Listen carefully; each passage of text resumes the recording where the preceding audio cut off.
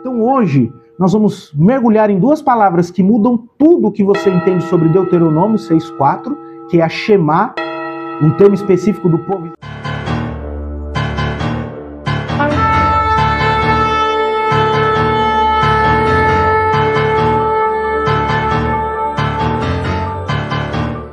Você já se perguntou por que a Bíblia diz que Deus é um, mas logo no Novo Testamento ele se revela como Pai, Filho e Espírito Santo?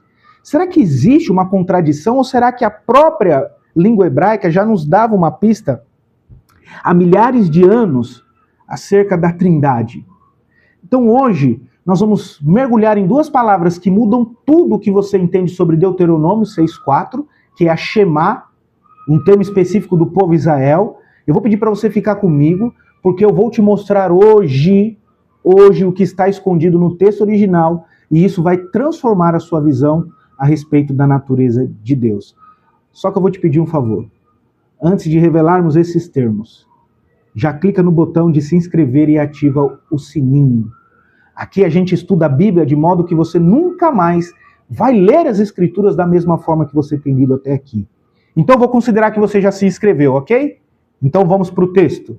Olha só, a Shema Israel. Essa é a declaração central da fé judaica e se encontra em Deuteronômio capítulo 6, versículo 4, que diz assim, eu vou ler para você, Deuteronômio capítulo 6, versículo 4. Ouve Israel, o Senhor nosso Deus é o único Deus. Eles citam isso o tempo todo. Então, para muitos, a palavra único, do único Deus, encerra qualquer conversa a respeito da possibilidade de haver mais de uma pessoa. Nesse único. Encerra qualquer conversa sobre pluralidade. Mas é aqui que a língua original, o hebraico, nos traz uma nuance fascinante entre dois termos que são muito utilizados no Antigo Testamento. Errad e Ahid. Errad e Ahid. Meus queridos irmãos, a palavra usada na Shema, ouve Israel, o Senhor nosso Deus é o único. A palavra aqui, único, é Errad.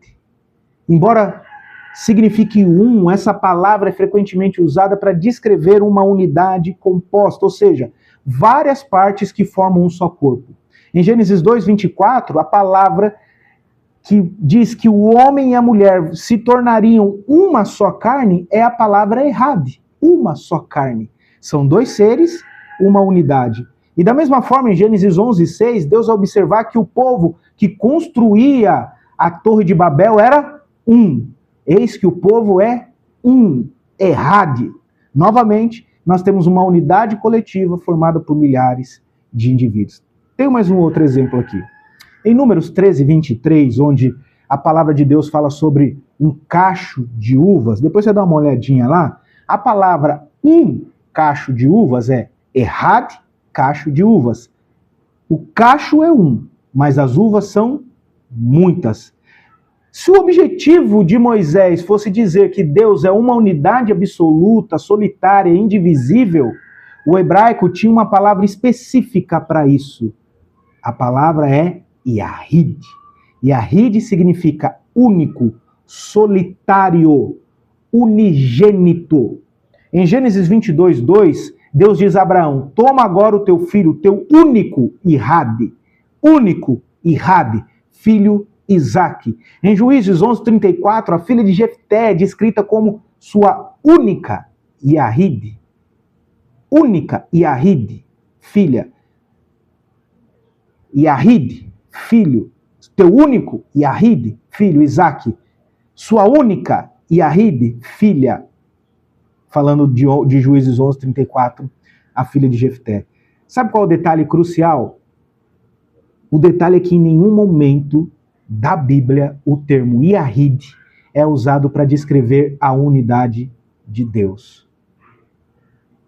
Por que o Espírito Santo de Deus inspirou o uso de Errad e evitou Yahid?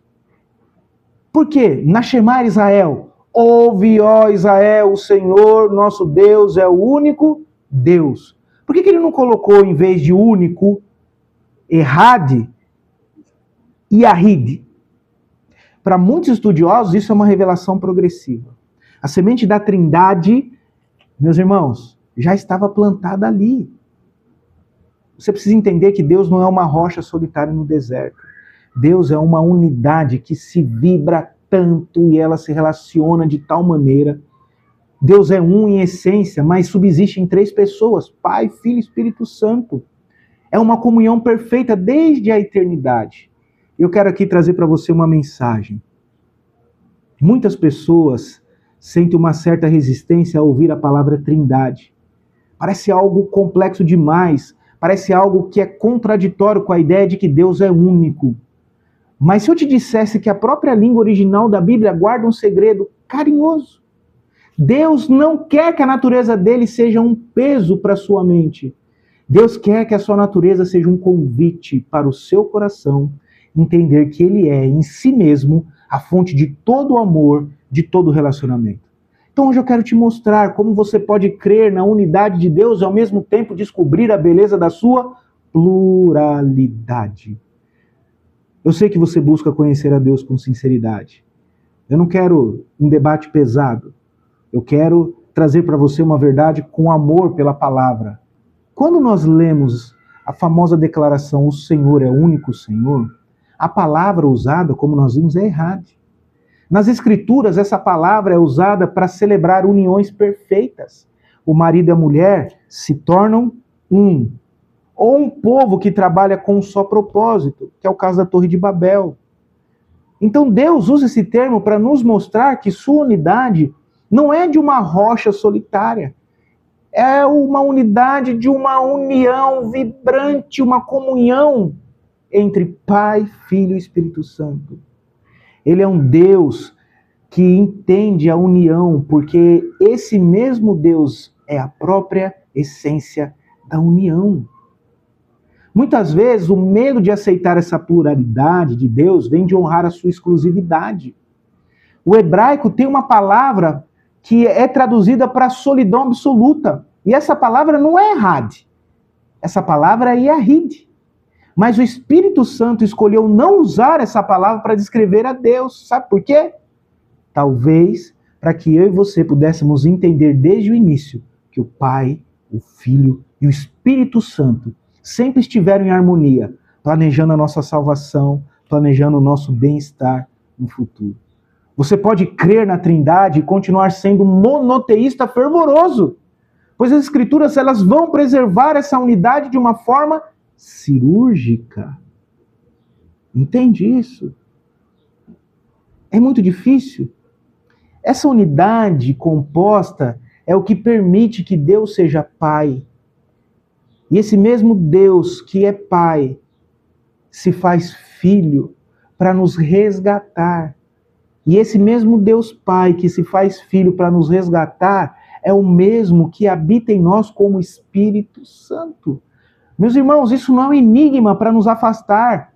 Isso é uma sombra da luz divina que é projetada para que nós possamos reconhecer o seu poder, para que nós possamos reconhecer o seu desejo.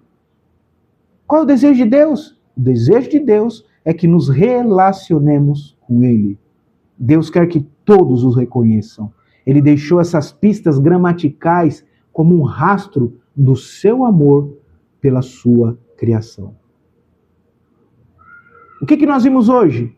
Nós vimos que a distinção entre errad e ahid não é apenas um detalhe teológico. A distinção entre essas duas palavras é uma pista que revela o amor de Deus sobre nossa vida. Quando Deus escolhe o termo errad, o Espírito Santo nos mostra que a unidade de Deus não é algo solitário. É uma unidade que vibra, que se relaciona, que tem comunhão. Deus não quer que a natureza dele seja um enigma para nos afastar, para te afastar. Deus espera que essa natureza seja um convite para que nós consigamos entender que ele é a própria essência do amor.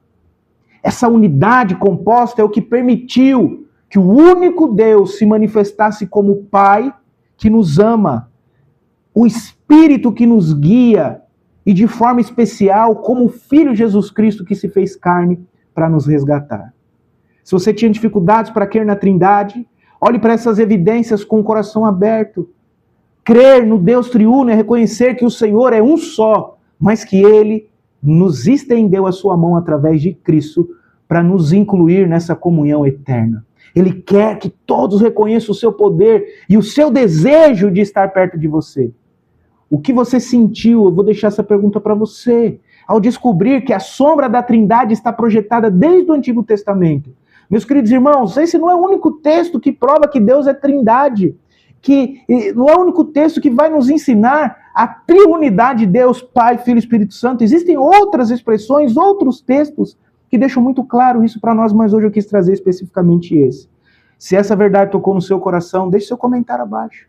Eu quero conversar com carinho a respeito sobre a grandeza desse Deus que é um e que em Cristo nos convida a sermos um com Ele.